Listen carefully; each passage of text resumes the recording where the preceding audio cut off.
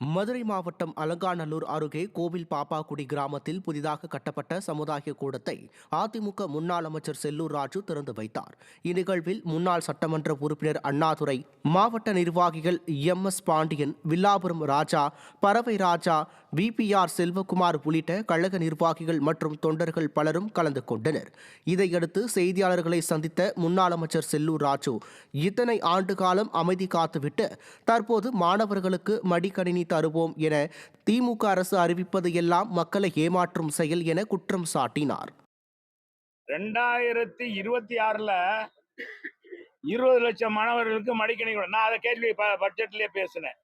20 லட்சம் மடிக்கணினி கொடுக்குறோம், அவங்க கேட்குற மாதிரி கைக்கணினி கொடுக்குறோம், மடிக்கணினி கொடுக்குறோம்ன்றாங்க.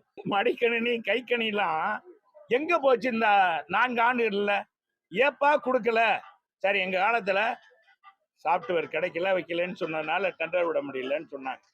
நீ அப்பவே வந்தோடனே செஞ்சிருக்கலாம்ல, செய்யறேன்னு சொன்னீங்க.